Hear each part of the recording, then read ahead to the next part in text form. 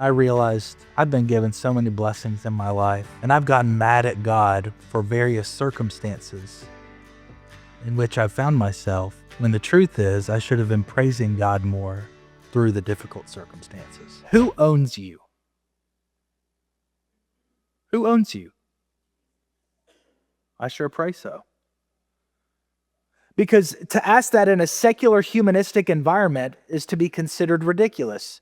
I own myself? No, you don't.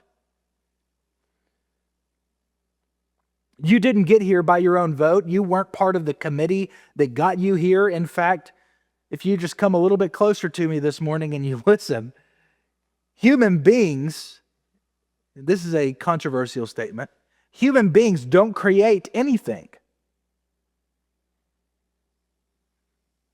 Here's what I mean. Everything on this planet that is used by human beings is not created, it is merely recombined.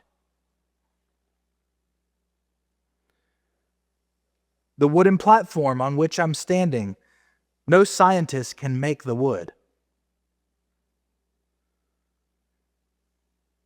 The sheetrock that is throughout this wonderful campus, the primary colors that make all the other colors, those were given by God. You look at the glass that is at the front of our church, made out of silicon, but let me remind you of something. It ultimately comes from God. It's super obvious, but it's super ridiculous at the same time.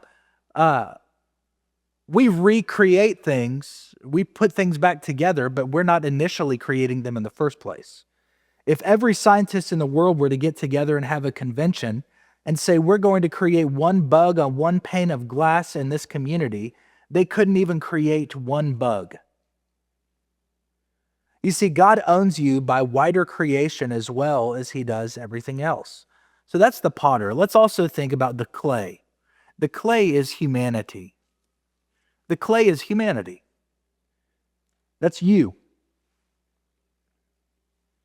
You're like clay is a figure of speech. It's a colloquialism, and one way and one way only, and that is that you were made to be touched by the divine potter, and that's the deepest truth of your life, deeper than your DNA, than your thumbprint. That's you. But your human clay is unlike a potter's clay in most ways. No potter's clay ever leaped up off the wheel and slapped back at the potter's hand and said, I won't have you impacting me in this area of my life. No physical clay ever took the hand of the potter and nailed it to a cross until the potter bled to death. You're like clay in one way, and that is the deepest thing about your humanity, that you were designed to yield to the potter's touch. I'm going to say that again. You were designed by the potter as clay to be molded by the potter's touch. Let's move on now to talking about the wheel. The wheel. So when you're dealing with a potter and clay, you have to have a wheel, right? And the wheel represents our circumstances. You say, well, my life's just going in circles. Well, no, that's not what it means. The wheel is what Robert Browning, who is a poet who wrote about this very passage, a beautiful poem, he called it the plastic dance of circumstance. And the wheel that turns you round and round is the days of your life. Good days, bad days, victorious days, defeated days. I hope you reflect on your life every day. And our family of four, we sit down at dinner in the evenings and we go from youngest to oldest and we explain what's one favorite thing about your day today. And that's just a little family tradition that we have. But I hope you reflect on your days. God gave you that day for a purpose. But some days you're elated, some days you're depressed, and that wheel is the circumstance of your life. And God uses it to shape you. Sometimes those circumstances are pleasant, sometimes they're judgment, but God uses the circumstances of life to shape who you are. The very circumstances, listen to me, the very circumstances that you say break you may be the very circumstances that make you. Similar people come out of different circumstances. So here's our second point. How does life mar a person? We talked about how God makes a person, potter, clay, and a wheel, but wait a minute. How does life mar a person? See, Jeremiah is looking at this, and he wasn't a commonplace prophet. This wasn't the temple. This wasn't even the school of the prophets. He was in a common place. He was watching this potter in an open market, and as it turned right around and around and around, the clay impeded the potter's desire, and it frustrated what he wanted to do. Maybe it was a stone. I don't know what it was. Maybe it was a stone. Maybe it was a piece of wood. Maybe it was a dry place. But the tense of the verb in Hebrew is that the clay kept on being marred. That's the specific Hebrew word for it. There's a question.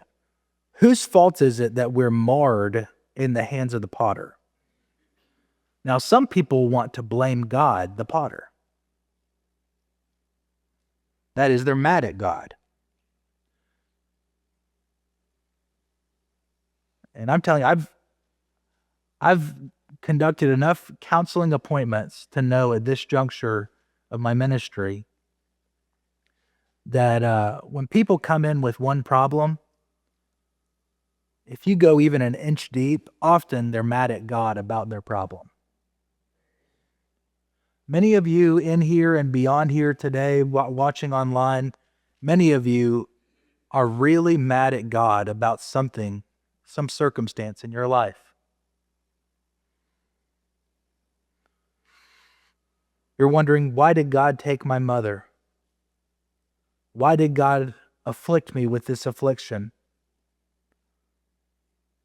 Why is my husband no longer with me? I miss him so much, and I'm mad at God about it. And you're mad at the potter, and you're blaming the marring of the clay on the potter. I just want to assure you, if in your life there's anything good in your life at all, it came from the potter. Even if it was only for a season, it came from the potter.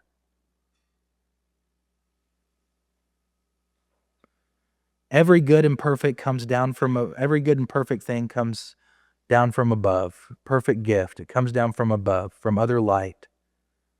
And if you've got a friend to your name tonight, or this morning, it comes from the potter. Last night I was studying this sermon, and I realized I've been given so many blessings in my life. And I've gotten mad at God for various circumstances in which I've found myself, when the truth is I should have been praising God more through the difficult circumstances.